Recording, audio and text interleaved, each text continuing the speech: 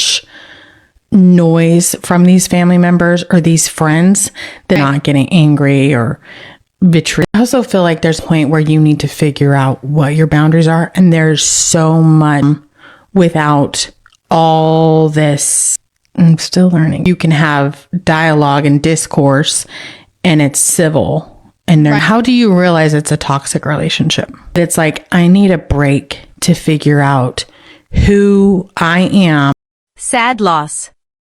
A new trail of life born in its wake.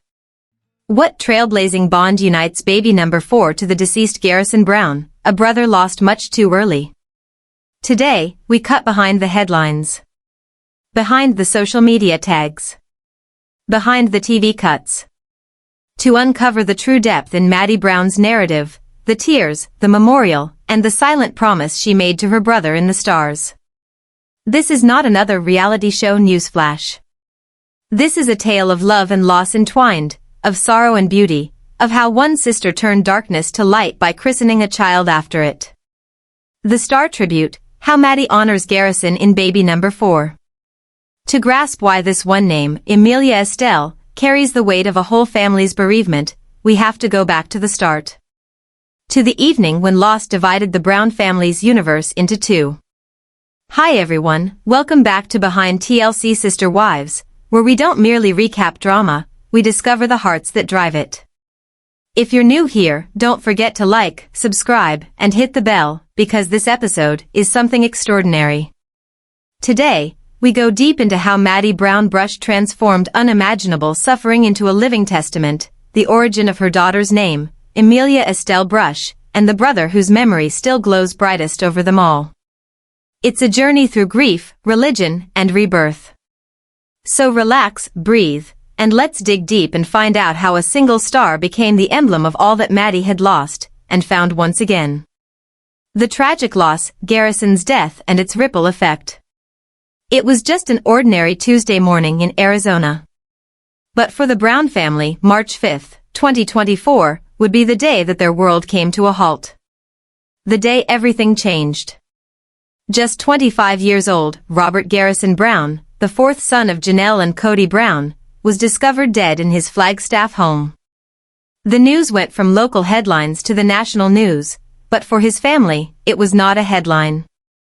It was a nightmare they could not awaken from. To the world, Garrison was a name that belonged on a sister wives' screen. To his mom, Janelle, he was her rock, her steady son, the one who always had an "I've got this" ready to go. To his siblings, he was the joke in the room, the glue that held gatherings together. And to Maddie, he was the overprotective older brother who loved unconditionally and silently, the kind of man whose presence was a comfort you never thought you'd ever be without. Garrison adored simple things. Photography. Animals. He took in strays, cats who did not have any other place to be. He created tiny worlds of refuge for them, even when he could not find the same for himself. He camped out at night with his camera, pursuing constellations, captivated by how vast the sky seemed, and how tiny we all are under it.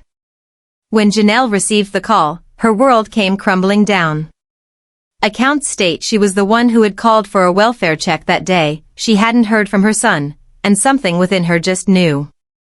Within minutes, reality set in, her son was dead. Garrison's death was reported to Maddie shortly thereafter. She said the moment felt numb. You can't grasp a sentence so brief, he's gone. You see the words, but they won't fit within your body. How would they? He was only 25. He had dreams, plans, a future. That evening, Maddie shared a tribute. Just a picture, her arm across her brother, and a caption that tore the internet apart. Grief is just love with no place to go. It's straightforward. It's heartbreaking. And it's real. When the one you love is suddenly absent, that love doesn't disappear. It just resides within you, heavy, agitated, with nowhere to settle. Weeks passed as Sister Wives viewers saw the family mourn in silence. Janelle remained off camera, Kody stepped back from the limelight, and Maddie, now a mother of 3, attempted to work through what sadness looks like when the world keeps spinning around you.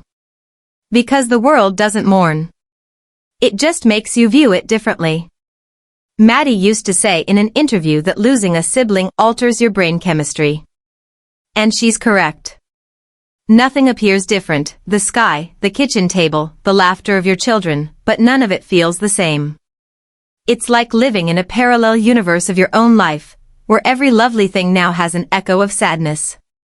For the Browns, sorrow became an invisible family member.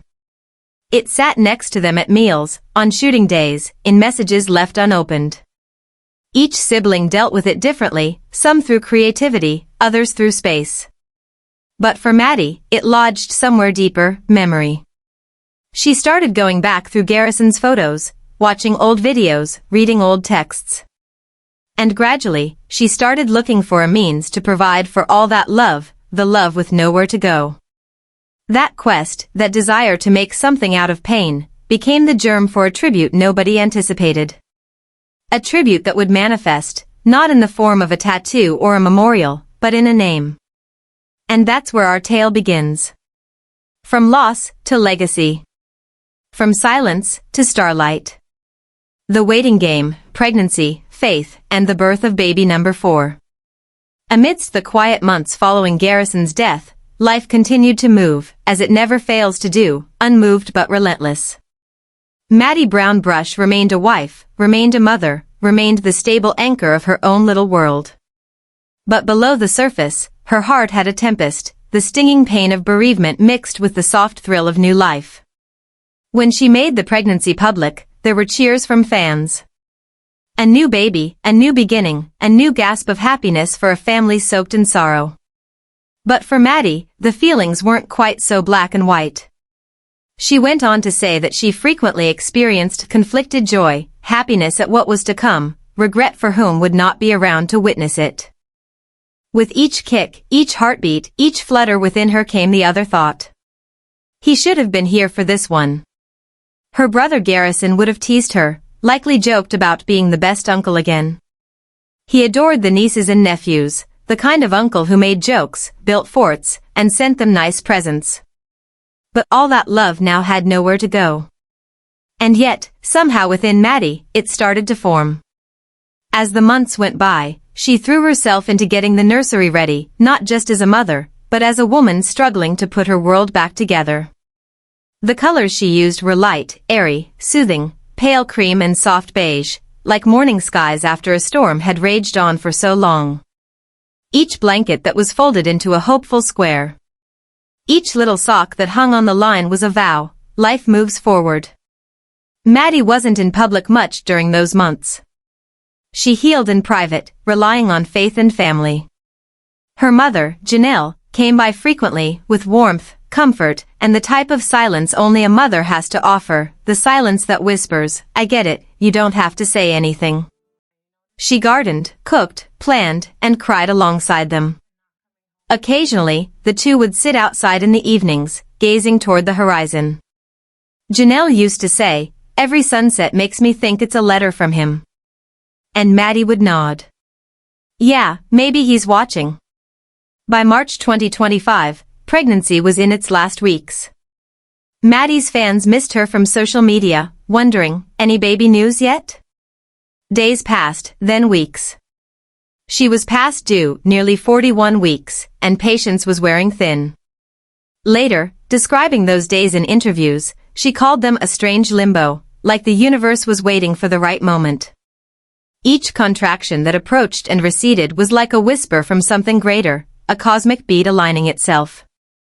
And in the back of her mind, she could not help but wonder if perhaps her brother waited as well. On March 14, 2025, the waiting ceased. In pale morning light, among tears and laughter, Maddie delivered her 4th child, a healthy baby girl. Her husband, Caleb, grasped her hand, whispering, "She's perfect." The nurses smiled. Cameras snapped. And somewhere, above it all, the Brown family breathed for the first time in months. Hours later, Maddie posted a straightforward message to the world. Miss Emilia Estelle Brush has finally made her grand entrance. The caption was filled with relief, but also intrigue. The name was gentle, musical, poetic. But to those who read between the lines, it was heavy with something more than words. Why Estelle? People asked. Was it merely a beautiful middle name? Or was there a secret, something between the lines? The internet hummed with intrigue. Comment sections were filled. Estelle is Latin for star. Perhaps it's a nod to her brother Garrison, who was fascinated by the stars. The theory gained traction like wildfire. And then Maddie answered directly to one of the comments. Fan, Estelle means star. Is this name for Garrison? Maddie, that is precisely what it is. There it was, confirmation.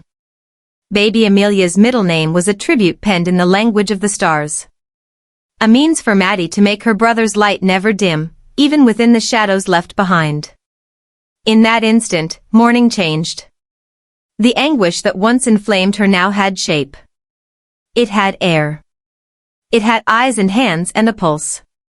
A baby who would grow up filled with love and edged, softly, by memory. Maddie took what so many craved to do, she made loss into legacy. And in one name, she ensured her brother's tale would live, not one of tragedy, but of gentleness. Waiting out those slow days after her due date, Maddie felt the world holding its breath, heaven and earth aligned just long enough for two tales to brush against each other. One life over. One life starting.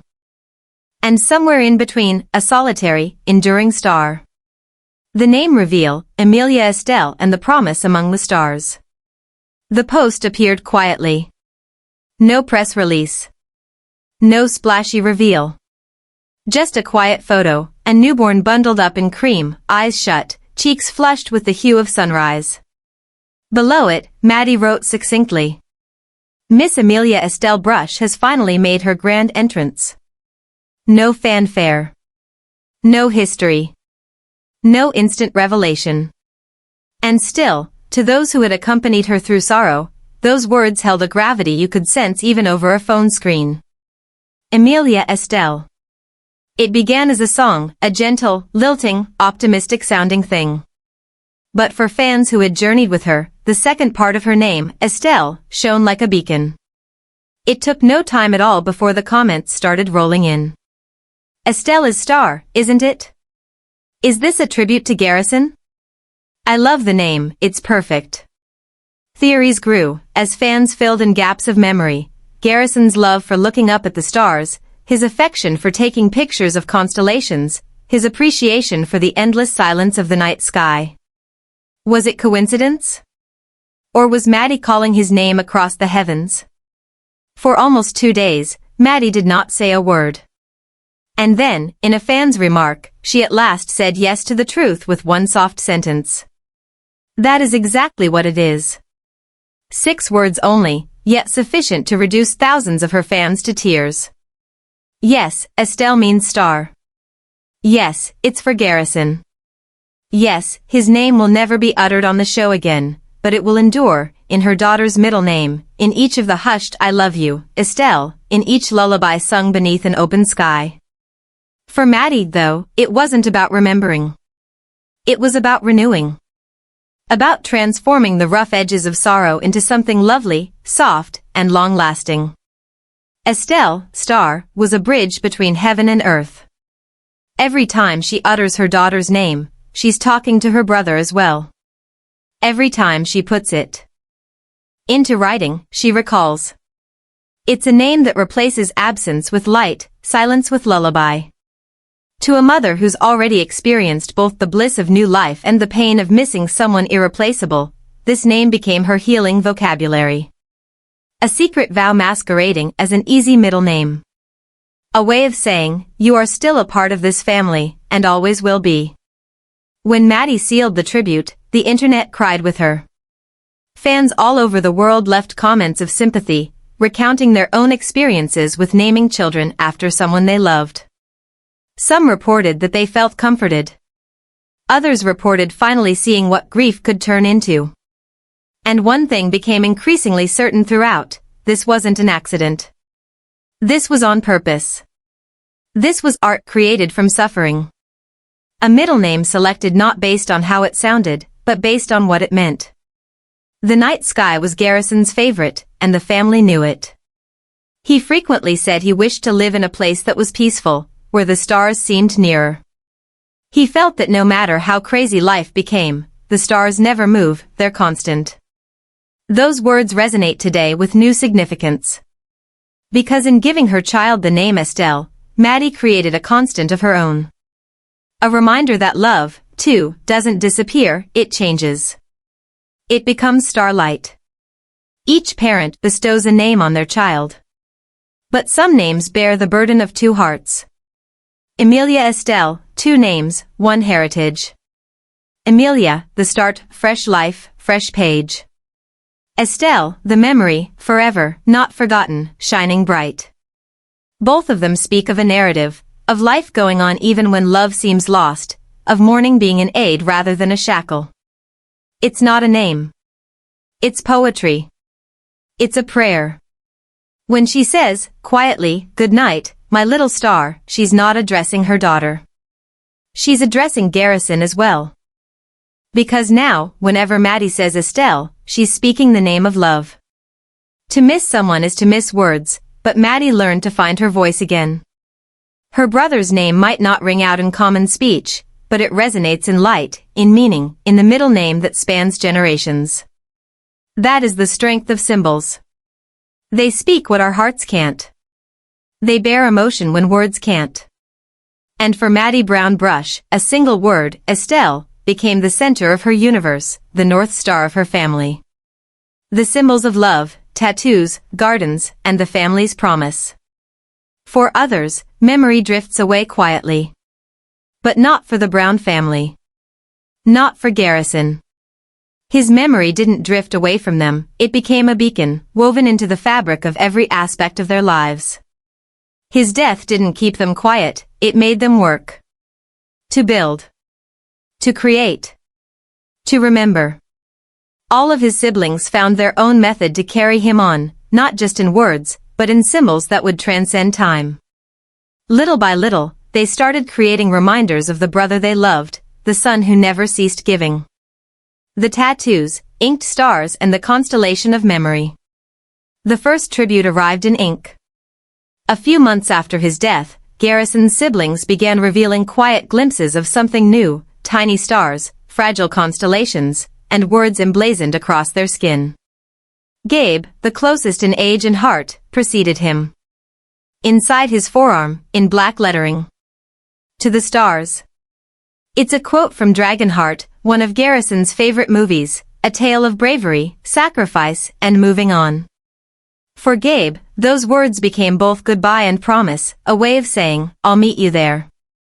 Then Paydon, who picked out a constellation across his forearm, a grouping of stars for the Flagstaff sky on the day of Garrison's birth. He set each dot of ink with care, like little anchors of memory. For Paydon, it was a means of stamping in permanence, a reminder that Garrison's light continues to shine.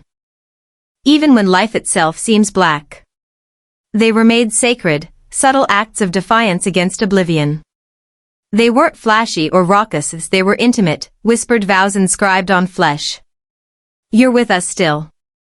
We remember. You're not forgotten. The garden of memory, life growing from loss. But the loveliest memorial of all was ink-free. It was composed of soil and sunlight. On land owned by the family in North Carolina, Maddie and her mom Janelle started plotting something remarkable. A memorial flower garden, a living area that would keep Garrison's spirit alive in hue and aroma. It occurred to Maddie while taking an evening walk.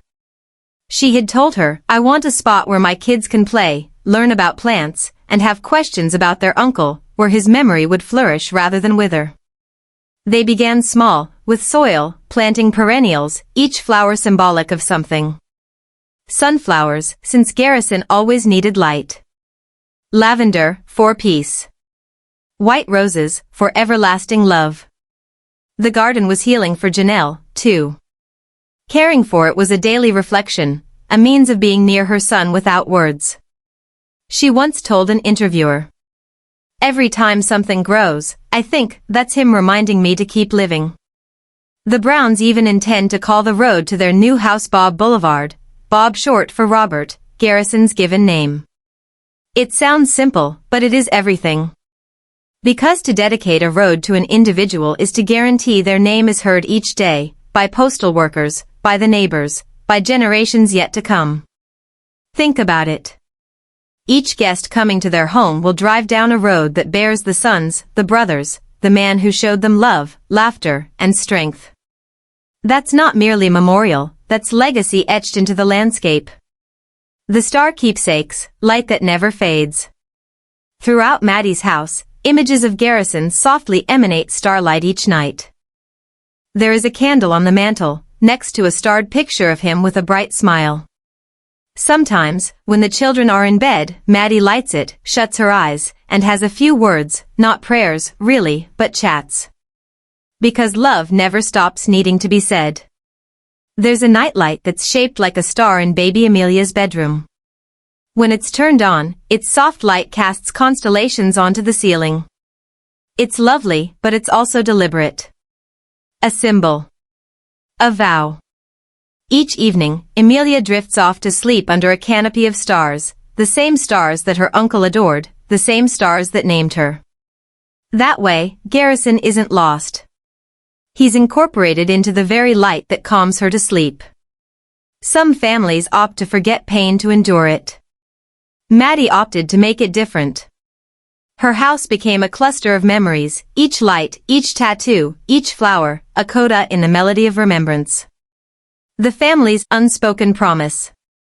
Through all these tributes, the tattoos, the garden, the road, the stars, is one string, a vow not to let silence prevail. The Browns, though separated and distant in their quarrels, came together in love for Garrison. He was the quiet tie keeping them whole, reminding them of what really matters. And Maddie, in giving her daughter the name Estelle, made sure her family's tale of sorrow always concluded in light. For love remembered is love renewed. And every act of memory becomes an act of defiance against death's finality. The garden flourishes. The tattoos heal. The stars shine. And at the center of it all, a baby girl named Estelle makes soft cooing sounds in her crib, a living testament to the fact that love can overcome anything. The duality of sadness is happiness, pain, and the significance of legacy. Sadness has an odd cadence. It doesn't march in linear lines, or grow old neatly over time. It sticks around, loops, catches you on quiet mornings and mundane afternoons. One moment you're laughing, the next you're holding your breath because a memory brushes past, gentle, but sharp enough to remind you what you've lost. For Maddie Brown Brush, life now moves between two worlds, one colored by the ache of losing her brother Garrison, and the other illuminated by the light of her newborn daughter, Emilia Estelle. It's a daily balancing act, this dance between joy and sorrow. Between the family she's creating and the family she's lost. The most difficult thing about grief isn't the weeping, it's the living together. The way happiness and heartbreak can occupy the same instant. The way a child's laughter can ring in the same room where someone's voice has fallen still. Maddie believes that duality in all things, in lullabies sung in a quivering voice, in birthdays where one candle burns for someone not present. Each milestone serves as a reminder that life does go on, and love does not remain behind. It adjusts. It finds new shapes. It conceals itself in the creases of motherhood, in silent prayers before sleep, in soft smiles when the stars appear. The weight of memory in daily moments. Motherhood after tragedy is different. It's heavier, quieter, more intentioned. Every mundane act is meaningful, as if each diaper change, each lullaby sung, is a tiny triumph over despair. Maddie's days start before dawn. She navigates her house with purpose, attending to her 3 older kids before baby Emilia. She laughs, she scolds, she does things at the same time, but in between those times, there's a silence that does not exactly depart. That silence is grief, not boisterous, not yelling, just there. A reminder of the vacant space that even time itself cannot replace. But in that space, she has discovered something strong, gratitude. For each heartbeat, each breath, each smile. Because when you lose someone you love, you start to notice how breakable and valuable everything really is. She says a lot, grief doesn't go away, it just changes shape. And that reality has been her new daily mantra. The living connection between Garrison and Emilia. Maddie feels like her brother would have loved little Emilia. At times, she sees him holding her, the uncle who'd pull her outside, point up to the sky, and say, "That one's mine." Now, when Maddie cradles her daughter in her arms, she doesn't simply glimpse new life, she sees connection. She senses that in Emilia's middle name, Estelle, Garrison lives on in small, invisible ways. Every evening, when the house quiets down, Maddie flips on the star-shaped nightlight in the nursery. Tiny constellations dot the ceiling. And she says, "Good night, my little star." Good night, Garrison. It's not a performance, it's healing in action. It's her personal method of balancing past and present, of allowing grief to coexist with joy. She's not replacing her brother with her daughter. She's connecting them, sewing one soul's memory into another's start. The meaning of legacy. Legacy is not fame or huge statues. It's about effect, the intangible ripples we create in other individuals' lives. And Garrison's legacy is this: he instructed his family to love more, to speak more gently, to hold dear louder. With his absence, they have learned to be present. Each flower that blooms in Garrison's garden, each street sign that says Bob Boulevard, each tattoo that glimmers in sunlight, they all whisper the same message. We remember you. And through Emilia Estelle, that legacy lives again, through laughter, through growth, through life going on despite heartbreak. That's the miracle of legacy, it takes pain and makes it purpose. It reminds us that love, if continued, can endure beyond even death. The emotional conflict, healing without forgetting. And healing isn't always serene, though. There are times Maddie feels bad for laughing too hard, for being happy once more. Grief has a strange ability to say, "You shouldn't smile. You shouldn't get over it." But healing is not forgetting. It is learning how to bear love without breaking. Occasionally, she pens letters to her brother. Brief ones. Honest ones. "I miss you today." Your niece smiled for the first time. These letters will never be mailed, but they are proof that he's still a part of her story. That the conversation between the living and the dead never really ends. Through these little things, the writing, the naming, the remembering, Maddie bridges past and present. Between the person she was before the loss, and the person she's becoming afterwards. Each bridge keeps reminding her, love didn't stop. It merely took a different direction. Finding purpose through pain. Somewhere along the way, something amazing happened. Maddie started sharing her story to assist others, speaking openly about grief, about postpartum feelings, about mental health and motherhood. She took her hurt and turned it into a purpose, illustrating that vulnerability is strength. Her authenticity resonated with admirers from around the globe. Those who'd lost a sibling, a parent, or a child contacted her and said, "Your narrative made me feel less alone." And that's the real legacy, not the headlines, not the fame, but the healing that spreads outward from one heart to another. Grief shatters us. But every now and then, in the broken places, light finds a way in. And for Maddie, that light takes the form of Emilia Estelle. The family's healing process is faith, connection, and the future ahead. Grief never really goes away, it changes. And for the Browns, time has not taken away from Garrison his absence. It has merely muted it, folding sorrow into memory and memory into meaning. The tempest that once roared in silence has become something gentler now, a kind of holy peace. Janelle used to say, "Every day I spend outside is a reminder that life goes on, and so does love." The garden memorial that she nurtures is no longer a piece of dirt anymore, it's a living journal. Each flower that grows from the earth seems like a dialogue, her heart responding to her son via nature. She speaks to him in the breeze, thanks him when the petals unfold, and reassures herself that he listens. And that's the thing about loss, it makes you pay attention. To slow down. To find beauty in small things. To listen for the subtle signs that the people you love aren't really gone, they're just rearranged.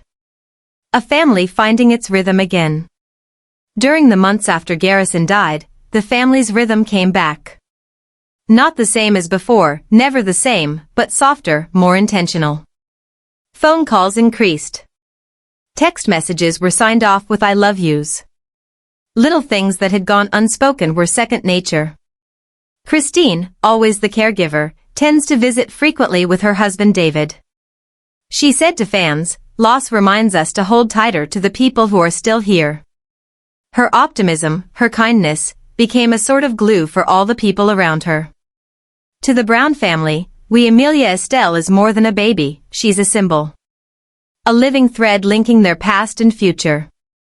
When she laughs, it's like a ripple through time, a laugh that somehow holds both Garrison's essence and the promise of beginnings. Faith, healing, and the power of presence. Faith, in the case of the Browns, isn't necessarily religion, it's about trust. Trust in healing, trust in time, trust in one another. Following months of darkness, Janelle started to find solace again in her faith, not in a way that discounts pain, but in one that includes it. She once posted online, "Grief has no rules, but love has no end." That reality has borne her, and Maddie, through sleepless nights and early mornings. Together, they've discovered that you don't get over loss, you get alongside it. It becomes your narrative, the unseen friend walking with you, showing you what it means to be strong one step at a time. Some days, they still weep. Some days, they laugh so hard they feel like sunlight bursting through clouds. Both are healing. Both are holy. The bond of siblings and collective healing. For Garrison's siblings, Gabe, Paydon, Michael T, Logan, and the others, grief became a common bond they didn't anticipate. They started looking in on each other more. They swapped stories. Photos. Jokes Garrison would have enjoyed. Gabe, who was so terribly conflicted in the months after his brother died, has found peace again in community, enjoying time with family, caring for Garrison's cats, and even helping out at animal shelters in his brother's memory. Paydon also heals with humor, retelling stories that keep Garrison's spirit alive through laughter. That's how the Browns heal, together, imperfectly, but with purpose. They do not conceal their pain, they redirect it. They do not flee memories, they construct from them. And in each tale that they share, Garrison lives again, not as an apparition, but as a beacon leading them home. Maddie's strength, living in the after. Each day is an act of bravery for Maddie. She resides in what she refers to as the after, the world constructed out of fragments of what existed beforehand. Her brother's voice is still ringing in her ears, but now it does not shatter her. Now, it soothes her. She is teaching her children to know their uncle, not through tales of sorrow, but through teachings of kindness, curiosity, and awe. She indicates the stars and says, "That's Uncle Garrison looking after us." And in the tiny moments, healing becomes legacy, living, touchable, real. That's the magic of grief turned around. It becomes love that keeps acting. A love that doesn't end, it just shifts shapes. The future, hope written in the stars. 1 year after the tragedy, the Browns are no longer what they once were, they're what they've become, survivors. They know that love is not greater than loss, but greater than both. They know that family is not about perfection, but about perseverance. They may not all be in one house anymore. But in spirit, in memory, they are more together than ever. Maddie's tale, Heartbreak to Healing, is a reminder to anyone within earshot. Pain transforms you. But it also polishes you. And if you allow it, it will show you the way to love deeper, live slower, and find beauty even in the blackest nights. Each time Maddie whispers her daughter's name, Emilia Estelle, she's not merely calling her child. She's calling her brother too. Because love never leaves. It just takes on a new name, a new face, a new home. The Brown saga is far from over. But if this chapter has taught us anything, it's that in the wake of loss, love still manages to shine through. Somewhere out there, beyond the stars, Garrison is smiling, proud, at peace, and watching over them all. Thank you for hanging in there with me on this story. If it touched your heart, let Maddie and the Brown family know you're thinking about them by sharing this video. Remember, love and loss are two sides of the same coin. We all lose someone we love, but the most important thing is what we do with the love that's left. So if you've ever lost somebody, look up. Because perhaps, possibly, they're still shining for you as well. Like, subscribe, and let's continue to celebrate stories that remind us what it is to be human.